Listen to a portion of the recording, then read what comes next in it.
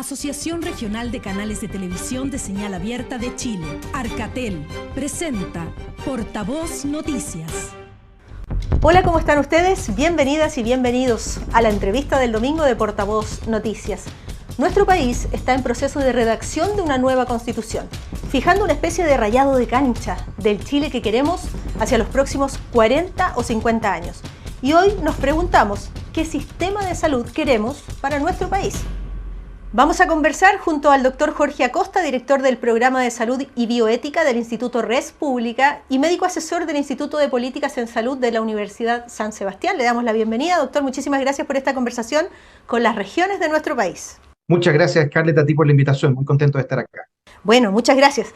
Esta semana el gobierno y particularmente el presidente Gabriel Boric ha estado en Europa. Le ha dicho en Ginebra al director de la Organización Mundial de la Salud: nosotros vamos a llevar adelante este gobierno, dice él, una reforma a la salud. Y que le ha dicho el doctor Tedros Adhanom: bueno, nosotros los apoyamos, les vamos a entregar entonces, dijo él, support, ¿verdad? En inglés, el apoyo para que ustedes lleven adelante este proceso. Y estamos en plena discusión de una nueva constitución para Chile. A su juicio, doctor, ¿cómo debiera ser el sistema de salud en nuestro país? Sin duda que urge una reforma a la salud y por eso es que desde el Instituto Res Pública y también con el apoyo del Instituto de Políticas Públicas en Salud de la Universidad de San Sebastián hemos hecho una iniciativa que se llama Salud sin Parches, que la presentamos ante el Consejo Constitucional para poder tener un plan de salud garantizado que permita que todas las personas en Chile tengan la misma protección y que no haya, digamos, una selección especial de pacientes, sobre todo considerando que es importante compartir el riesgo de enfermar. Eso va a significar que las personas van a poder aportar a ese plan según los recursos que ellos tengan, y aquellos que no tengan los recursos suficientes, sin duda que tendrán que ser subvencionados por el Estado. Al mismo tiempo, es fundamental que pueda haber una libertad de elegir tanto los administradores del plan, sean estatales o privados, como los distintos prestadores también estatales o privados que pueda ofrecer el plan. Y por último, es fundamental incluir también algunas herramientas adicionales que no existen hoy día, como por ejemplo que la sociedad civil pueda administrar establecimientos, grupos de consultorios, hospitales, para poder utilizar de mejor manera los recursos en Chile, porque en los últimos 10 años, entre el 2009 y el 2019, se aumentó en un 50% los gastos en los servicios hospitalarios, pero apenas entre un 3, 4, 5% los índices de producción, como por ejemplo las cirugías, como por ejemplo los días cama o los egresos hospitalarios. Eso que sin duda es un gran desafío que tenemos hacia el futuro, porque no solamente es un problema de mayores ingresos, sino que también utilizar los ingresos de manera correcta para que puedan llegar a quienes más lo necesitan. En esta discusión de la nueva Constitución para Chile, los sectores más ligados a la derecha, Chile Vamos, el Partido Republicano, por ejemplo, dicen: queremos que se garantice un concepto que para nosotros es clave, la libertad de elección, y tienen los votos para llevarlo adelante. Usted lo adelantaba de alguna manera en su primera intervención, pero ¿qué significa libertad de elección en términos muy concretos? Gracias a la libertad de elección, son muchos los chilenos que, estando en FONASA, pueden resolver sus problemas de salud. De hecho, se calcula que al menos 6 millones de pacientes que están en el seguro estatal, que están en FONASA, se atienden en las clínicas y en los consultorios, en las clínicas y en los centros médicos. ¿Y esto por qué se produce? Se produce porque lamentablemente tenemos redes estatales colapsadas que no han sido capaces de responder a la necesidad de las personas, y por eso es que las personas tienen que acceder a la atención en las clínicas. Y si se suman a los pacientes que se atienden en la red aseguradora privada, como las ISAPRES, suman 9 millones de personas, es decir, más o menos 1 de cada 2 chilenos se atiende en la red privada. De hecho, de los 6 millones de pacientes FONASA que se atienden en ISAP, en centros médicos y en clínicas, la mitad de ellos, es decir, 3 millones, se atienden siempre en clínicas y en centros médicos, y nunca en hospitales y en consultorios. Y esto significa que viene a ser consistente con lo que es la tradición de la salud pública chilena, en que siempre ha habido una complementariedad entre el mundo privado y el mundo estatal. Más que una competencia entre ambos, hay que avanzar hacia una complementariedad, como se hizo, por ejemplo, para el COVID-19, donde pudimos decir con orgullo que a ningún chileno le faltó un ventilador mecánico, porque lo mejor del sistema estatal y lo mejor del sistema privado particular se puso a disposición de todos los chilenos. Eso es lo que deberíamos tratar de avanzar en el futuro para que todos puedan tener una salud de acorde a sus necesidades y no solamente a los recursos que tengan. Queremos conocer más acerca de esta propuesta Salud sin Parches, ¿verdad? Que han ustedes presentado ante el Consejo Constitucional, que han comenzado ya a conversar para buscar un acuerdo, pero parece bastante difícil porque, por ejemplo, los sectores de más centro izquierda e izquierda dicen que no quieren llevar esta discusión a la Constitución y quien tiene que resolver el sistema de salud que viene tiene que ser finalmente el legislador, es decir, el Parlamento. ¿Dónde está el punto de encuentro entre dos visiones, izquierda y derecha, en materia de salud? Bueno, es bastante interesante esa pregunta porque cuando tuvimos la posibilidad de exponer esta propuesta Salud sin Parche, algunos de los consejeros mencionaron que, por ejemplo, no era necesario incluir a nivel constitucional tanto detalle, por ejemplo, de un programa o de un plan, ¿cierto?, de garantizado de salud. Y la verdad es que es verdad que hay otras constituciones que no lo incluyen, pero nosotros como país nos hemos dado, ¿cierto?, unas bases, unos bordes constitucionales que establecen el Estado social y democrático de derecho. Y eso tiene que respetarlo todos los consejeros porque está en la Constitución. Entonces, lo que viene ahora es darle contenido a ese Estado social y democrático de derecho y que nosotros creemos que lo mejor para aquello es garantizar de alguna manera dos derechos que tienen las personas. Por un lado, ¿cierto?, la protección de la salud y garantizar, ¿cierto?, que no haya una discriminación arbitraria y que las personas no sientan que porque no tienen los recursos no tienen acceso a una atención de calidad. No olvidemos que, según lo que se informó hace algunas semanas atrás, hay 10.000 chilenos que fallecieron en una lista de espera en los primeros 4 años de este 2023. El año 4 pasado meses. fueron 40.000 chilenos. Entonces, no tiene mucho sentido prometer salud y que no llegue nunca, que termine en una eterna espera. Y por otro lado, la libertad de elección que está garantizada en la Constitución actual y que es importante que los chilenos tengan más derechos y no menos. 10.000 personas fallecieron en lista de espera en los primeros 4 meses de este 2023. Usted nos decía 4 años. La gente se va a sorprender, me va a decir 4 años. Wow. 4 meses, sí, perdón. Dije 4 años. Bueno, muchas personas que nos están viendo en las regiones de nuestro país dirá, ¿será que realmente va a cambiar el sistema de salud en Chile? Por un lado tenemos la reforma del sistema de salud que propone el gobierno, por otro lado tenemos este intento de constitucionalizar el sistema de salud, pero muchos dicen, lo que pasa es que la salud en Chile, y este es el diagnóstico que tenemos hoy día, depende del bolsillo de cada uno, lamentablemente. Ese es un drama bastante brutal, porque, por ejemplo, cuando como país avanzamos significativamente en el GES, por ejemplo, el Sistema de Garantías Explícitas en Salud, se establecieron garantías no solamente de calidad, de atención, garantías de protección financiera, sino que también una garantía que se llamaba de oportunidad. ¿Y qué significa eso? Que el Estado se comprometía a llegar con resolución de los problemas en cierta cantidad de tiempo. Y si no lo resolvía, era FONASA el que tenía que activar un segundo prestador muchas veces en el sistema privado. ¿Qué es lo que hemos visto? Lamentablemente, que ha ido aumentando la cantidad de personas que están en espera con garantía GES incumplida, y de hecho hoy día el 29%, casi 1 de cada 3 retrasos de garantía de oportunidad son de enfermedades como el cáncer, que es súper complejo no atender a una persona con cáncer a tiempo. Y de hecho el 11,5% son cáncer de mujeres, cáncer, por ejemplo, el cáncer de mama, el cáncer cervicuterino, el cáncer de ovario. Entonces hay una especial dificultad en que se cumplan esas garantías. Por lo tanto, no es solamente tenerlo en el papel, en la ley, sino que también después en la ejecución. No es solamente tener más recursos, sino que utilizarlos bien como corresponde. Tenemos el ejemplo también en el Instituto de Políticas Públicas en Salud de la Universidad de San Sebastián de la utilización de los pabellones. Hoy día, lamentablemente, en torno al 50-60% de los pabellones se utilizan como corresponde, y eso significa que podríamos hacer 450.000 cirugías adicionales al año. Hoy la lista de espera quirúrgica son en torno a las 300.000 personas. Es decir, podríamos operar toda la lista de espera que tenemos pendiente y aún así nos sobrarían 150.000 cirugías más. ¿En cuánto se parece la propuesta que ustedes están haciendo ante el Consejo Constitucional a lo que decía el gobierno del presidente Piñera cuando hablaba de un sistema universal también de salud? Yo diría que más allá de una posición de derecha, de izquierda, de centro, yo diría que la gran mayoría de las personas que han estudiado los problemas de salud en nuestro país están de acuerdo en que es importante avanzar hacia un plan garantizado de salud, un plan universal de salud, un plan único. Hay distintos nombres, un plan uniforme se dijo ahora por parte de algunos consejeros. En eso yo diría que hay un acuerdo bastante amplio.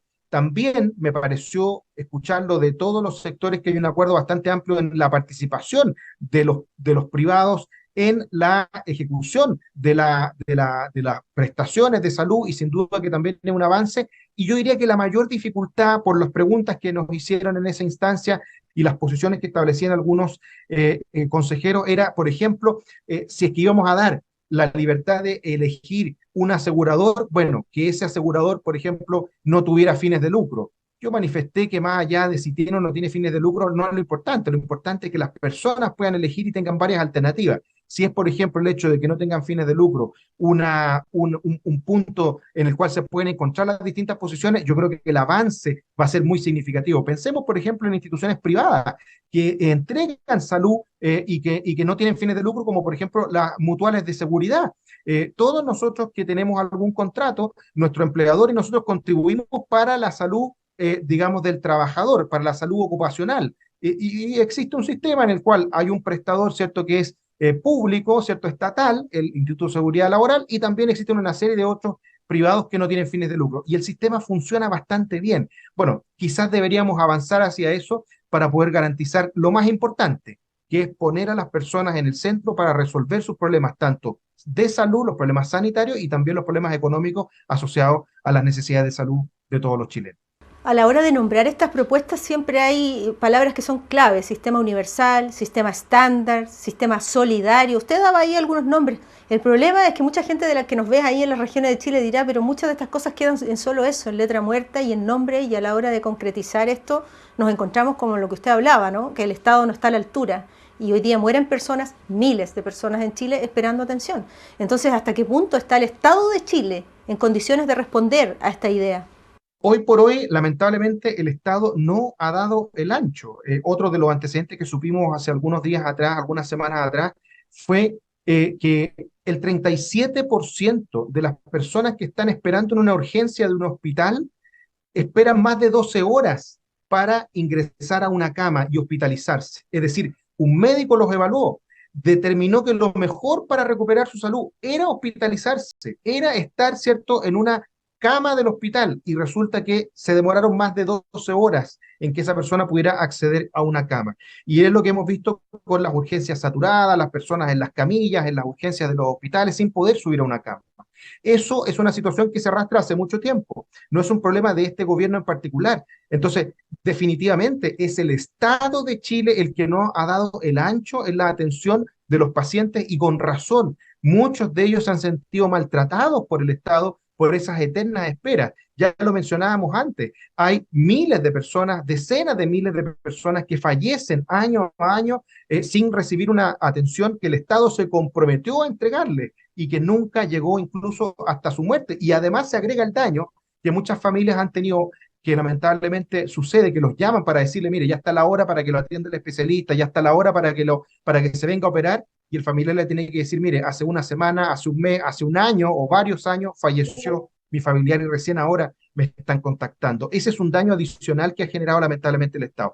¿Esto tiene solución? Sí. ¿Es una solución fácil y rápida? No. Tiene que ser por lo menos unos 3 pilares que son los que hemos conversado acá: mejorar un sistema de aseguramiento que permita, ¿cierto?, no discriminar y distribuir el riesgo de enfermar en toda la población, mejorar la administración estatal y ojalá incluir, como lo hace por ejemplo la Universidad Católica, en los consultorios de la red Áncora, que tiene consultorios en Puente Alto, en La Pintana, pero que son administrados por una universidad y que entrega, ¿cierto?, una salud de primer nivel. Y por otro lado también la posibilidad de que las personas puedan elegir y que no estén condenadas a esa eterna espera en un sistema estatal que muchas veces llega tarde, mal o no. Vamos a hacer la pausa junto al doctor Jorge Acosta. No se vayan, porque al regreso vamos a profundizar en este gravísimo problema de las listas de espera, la utilización de pabellones y más. Pausa y regresamos, no se vayan.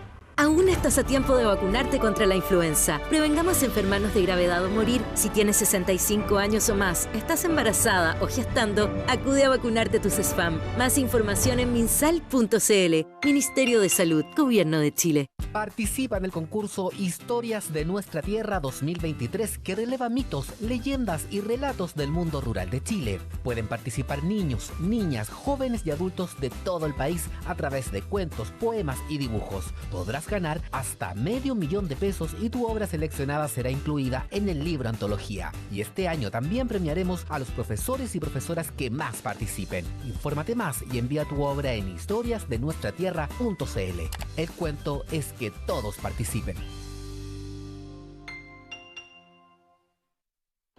Te estuvimos esperando por tanto tiempo. Sabíamos que no iba a ser fácil, que si no estábamos preparados o si no estábamos a tu altura, ¿Conoció un planeta habitado? si no éramos capaces de entregarte todo el amor que merecías. Hasta que llegaste a nuestras vidas. Hola. Hola, Sofía. Hola, Sofía. ¿Quieres conocer tu pieza? Tú fuiste perfecta.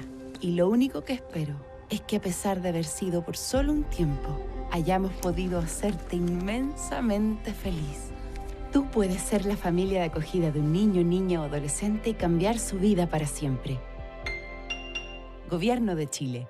Ya estamos de regreso con la entrevista del domingo de Portavoz Noticias. Hoy nos acompaña el doctor Jorge Acosta, director del programa de salud bioética del Instituto Res Pública y asesor además del Instituto de Políticas en Salud de la Universidad San Sebastián. Le doy las gracias nuevamente a nombre de las regiones.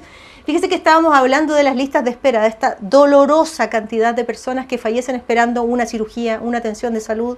Usted lo adelantaba en el bloque anterior.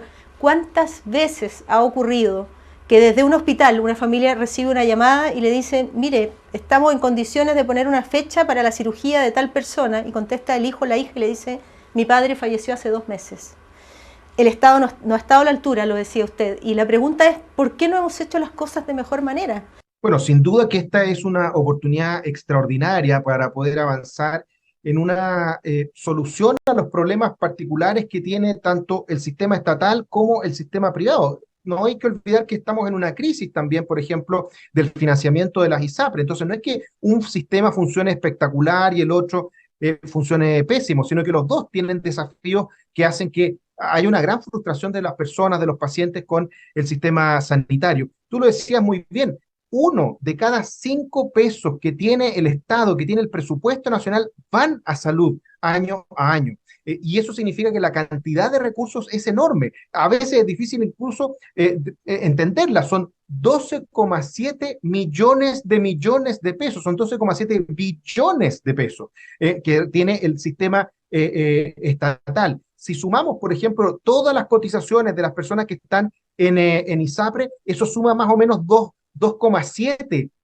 millones de millones, 2,7 billones. Es decir, si sumáramos todo, tanto el público como el privado, aún así no sería un aumento tan grande como, por ejemplo, el que vimos en los últimos 10 años de un 50% adicional para los servicios hospitalarios. Por lo tanto, no es solamente un problema de recursos, sino que también el cómo se utilizan esos recursos. Y muchas veces, todos los funcionarios de salud que hacen una labor extraordinaria, que sacan adelante, ¿cierto? Muchas veces con mucha necesidad y con mucha precariedad la atención de los pacientes, necesitan también, sobre todo los directores de hospital, los directores de los servicios de salud, las herramientas suficientes para poder entregar una atención mucho más eficiente con los incentivos correctos para resolver los problemas de las personas. Entre otras razones porque, como te digo, han ido aumentando los recursos y muchas veces no se ven esos resultados. Otro ejemplo es la salud primaria, es la salud, por ejemplo, de atención primaria que se da en los consultorios, cuando ahí vemos que también ha ido consistentemente aumentando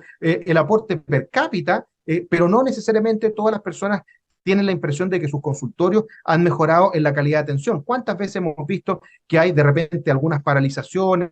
¿Cuántas veces hemos visto que las personas van a pedir una hora a las 4 o 5 de la mañana y resulta que ya no hay hora disponible? ¿Cuántas veces hemos visto que necesitan un medicamento y a veces no está disponible tampoco? O una hora con un especialista en el hospital. Es decir, hay una serie de situaciones que se mantienen persistentemente, pero que yo insisto, cuando como sociedad nos ponemos de acuerdo en que hay algunos principios fundamentales que no se pueden transgredir y que al mismo tiempo hay que poner todas las mayores herramientas y inteligencias disponibles para resolver los problemas de las personas, se puede llegar como pasó con el COVID. Si, por eso fue tan grave lo que pasó este invierno cuando vimos que faltaban ventiladores mecánicos de niños, porque si lo logramos para la pandemia, trayendo ventiladores mecánicos, adelantando construcción de hospitales, poniendo hospitales de campaña, trayendo y comprando ventiladores adicionales, bueno, ¿por qué no hicimos lo mismo para los niños en el caso del virus sincicial? En cada uno de estos dramas que tenemos hoy día, como el que sufren 2,2 millones de chilenos en la lista de espera, tendríamos que avanzar con altura de miras, poniendo siempre a los pacientes primero. Y pensemos en aquellas personas, doctor, que tienen agendada una cirugía después de esperar 2 años probablemente, o hasta 3, y le dicen, ok, fíjese que en tal fecha usted va a tener su cirugía a la cadera. Esa persona llega en la fecha indicada y se encuentra con una paralización de la salud. O sea, ya la situación es indignante en muchos casos, indignante. ¿Qué debería pasar ahí? ¿Cómo debería responder el Estado? La gente dirá, bueno, tendrá que dar una alternativa B, ¿verdad? Enviar a un prestador privado y FONASA hacerse cargo de la situación. Pero esto no puede seguir pasando, en definitiva. Bueno, hoy día lamentablemente FONASA no tiene la posibilidad para actuar, no tiene las atribuciones para actuar como un gestor, digamos, de su cartera de usuarios del sector público. Simplemente es una especie de caja pagadora de fondo, pero no actúa como un resolutor de problemas. Y si efectivamente pudiéramos avanzar hacia eso, de tener un FONASA mucho más activo, que esté pendiente de resolver los problemas de las personas, no simplemente cubrir un bono de FONASA o cubrir una atención en el hospital, podríamos lograr tener resultados muchísimo mejores. Algo de eso se avanzó con el GES, y por eso es que yo creo que hay amplio acuerdo de tener un plan garantizado de salud, porque de alguna manera es pensar que es un GES ampliado, es un GES 2.0, que permite tener una mayor cantidad de prestaciones, una mayor cantidad de patologías, pero que al mismo tiempo permite también, ¿cierto?, que las personas puedan elegir entre los administradores y los prestadores. Porque yo puedo tener millones de explicaciones técnicas para un paciente de por qué no lo atendieron cuando corresponde, pero al final lo que el paciente quiere es que le resuelvan su problema de salud. Nunca un paciente me ha dicho, ¿sabe qué, doctor? Yo me quiero atender en el hospital sí o sí, o en la clínica sí o sí, sino que yo quiero atenderme donde me resuelvan el problema. Si en el hospital, fantástico; si en la clínica, fantástico, pero al mismo tiempo tampoco quiero desfinanciar a mi familia cuando lo haga, porque ese es el otro drama que sufren muchos chilenos, que todavía tienen que recurrir a un bingo, que tienen que recurrir a una completada para poder juntar los recursos, porque a veces optan por el sistema privado, pero terminan desfinanciando una familia completa cuando tienen que atender a un paciente. Por eso es fundamental que, yo diría, la clase política esté a la altura. Llevamos más de 15 años discutiendo una reforma a la salud. Hay proyectos presentados en el Congreso, ahora hay una iniciativa populares de norma también que se aprobaron con un plan garantizado de salud, hay enmiendas de los consejeros. Bueno, esperemos que puedan estar a la altura, porque el día de mañana, si es que se aprueba el proyecto de los consejeros, el 17 de diciembre, no es que se cambie de la noche a la mañana, pero va a ser un gran paso. Después hay que bajarlo en una ley, hay que bajarlo en normativa y hay que poner los incentivos correctos. Hay que pensar, por ejemplo, que el problema de las paralizaciones, es justo que digamos que un funcionario, ¿cierto?, del Estado, sobre todo cuando trabaja en salud, haga una paralización. Sin duda que a mí me parece que no. Por lo tanto, habría que avanzar en de qué manera se pueden resolver los problemas que puedan tener los funcionarios, pero sin dejar de atender nunca a los pacientes. Yo quiero insistir en un asunto que me parece gravísimo. El año pasado, el 2022, decíamos 40.000 personas murieron esperando que el GES cumpliera los compromisos. Este año, los primeros 4 meses, 10.000 personas. Y entonces uno se pregunta, ¿qué ha pasado con usar de manera más eficiente? Ustedes lo han estudiado ahí en Ipsos, los pabellones, por ejemplo. ¿Están andando las cosas como un relojito de verdad o no se están haciendo los esfuerzos suficientes?